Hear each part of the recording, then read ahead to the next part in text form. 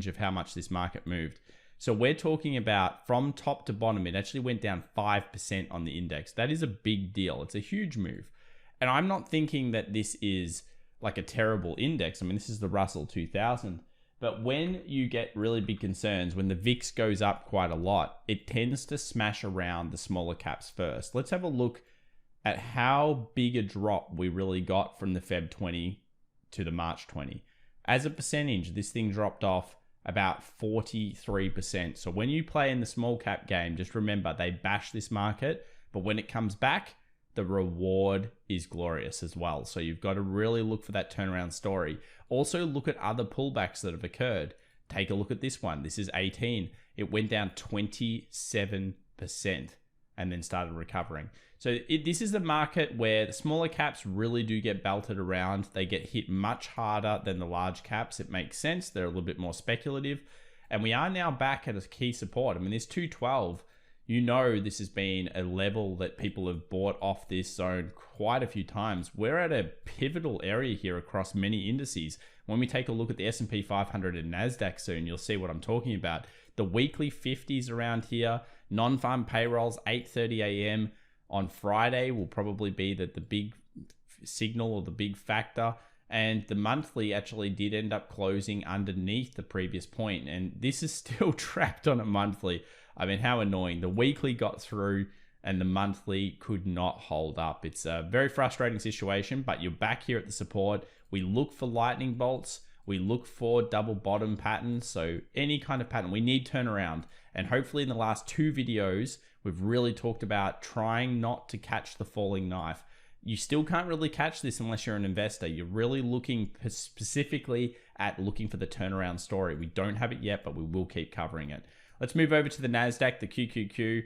Look, it's a head and shoulder style pattern. A lot of people will call this. I've argued many times that it's very difficult to short the market. So here's the left shoulder, head, right shoulder.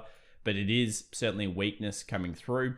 If you took the key here, which is the movement from the head to the neckline, and you then trend line that out with current price momentum, and let's say it fell off a cliff, where is it getting to? Well, it could be going all the way back down to our monstrous trend line that we've had here for some time. So this trend line is a big deal. We've used it several times now to pick the bottoms of markets, and it's been pretty damn good. We are starting to get into this territory where we're talking about, okay, where's the next move to? Is the support going to be found at around 382? Let's have a look at the weekly. What is that on the weekly? Well, it's nothing in particular. It's just previous resistance. But the big one is going to be the 20 moving average. And this is what we always talk about. If the 20 moving average is breached, closed against on the weekly, that has not happened on the NASDAQ ever since the start of the pandemic. Oh, we go to the 1 week here. We'll bring that up. Look at this. So many 20s. Breached, but not closed. Breached, but not closed. Breached, but not closed. And this has been an incredibly strong index. So if the 20 is broken, the 50 becomes the point. And this is where people will really freak out. At this stage, we've got to remember what's just happened. Put it in perspective. We ran up 16%. We're getting a potential correction here before maybe even a Santa rally. A lot of people are now calling, oh, we're going to crash and everything's bad. I'm not convinced of that. I'm not sure if you guys are convinced of that. Let us know in the comments down below. We're trying to play both sides here. Traders, we don't really care. We follow the price action. The price action currently is showing weakness, but we move here towards the 20. This is where we look for Wall Street to rally that market should it get down there. Let's move over to the US 100 because I think on the 1 hour, this really has been the story for the last couple of days. So we've detailed this for a little bit. We detailed the support. We saw the support happen. It was all futures trade, super annoying. There was actually a full-on stop hunt. That's a very good trade if you were there for that point in the open. Fantastic stop hunt opportunity here off the peaks. Very easy trade to take short for the day if you know what you're doing. Something I talk a lot about in the mentoring. It's a big deal, that one. So it shorts off. It takes out the stops up here, triggers a lot of buys. I haven't modified any of these lines, so this is exactly where we thought the resistance would be. We were looking for a breach of this level so that we could finally go long again. It didn't happen. It broke through. And now what do we expect happening in the next session? Well, we expect it to rally up. It's probably going to rally. It's either going to stop here or here. It's going to rally It'll put a lot of pressure on this downside support. This is usually what happens. And then it might even come down and retest again. That's the normal scenario. The other scenario is we go straight into the weekly 20 and then we see the rally there. But day traders are going to be all over this. Scalpers are all over this on the smaller time frames. I'm sure a few of you in the comments are doing okay based on being nimble and fast. It is not the time to look at swing trades, at least in my opinion. That's only my opinion. I'm not telling you what to do. But from this point, it is a very, very big deal. You know, this support will become resistance and there will be some fighting over that zone. Let's move over to the US 500. Again, another one of these indices that's coming down to a key level of support and resistance. We've got here that 4,500 zone. Just after the 4,500, you have the 20 moving average here on the futures. And if we move to the SPY and we go to the weekly, you'll see it's right there, just so close. So many times it's tried to breach, it failed to do it. Let's have a look at where it's been in the past, how it's done it. This is basically a double dip. This does happen sometimes. You get that movement up, you get that double dip, and then you move back down.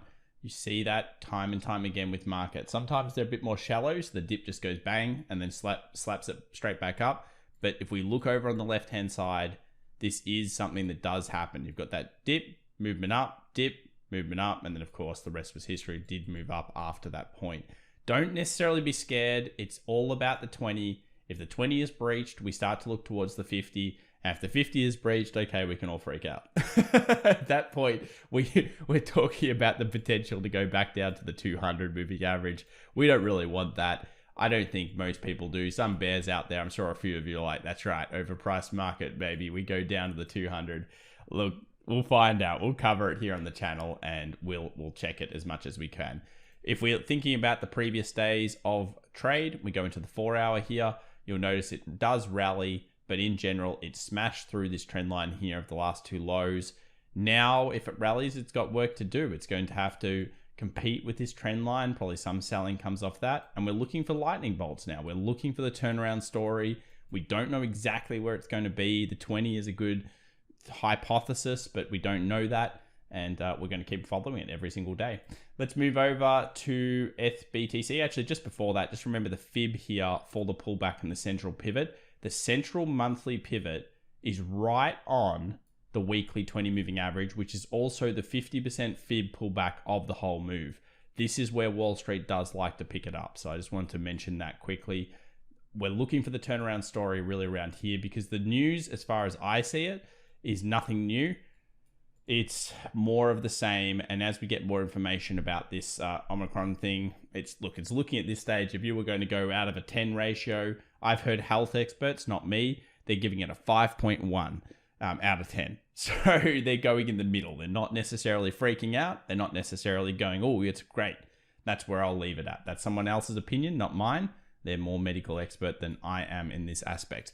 So here we go is resistance, potential closeout here for FBTC. This is a big deal. Obviously, Ethereum, we've argued ever since down here, is going to be stronger than Bitcoin. It has been so far. It looks still to be holding up. If we have a look at the ETH chart, it's doing okay.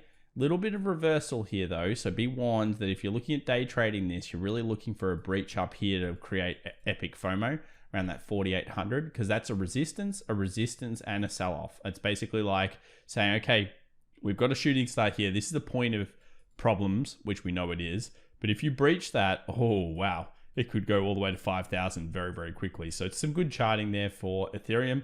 Bitcoin's doing the same thing. We remain here with 60,000 being the real trigger point for a lot of big buys, and it's consolidating at this point. It's been the much stronger market. There's so much going on in these markets right now. I know these are long videos. Hopefully you're getting some value from it. Let us know in the comments down below if you're enjoying the longer format where we're covering everything.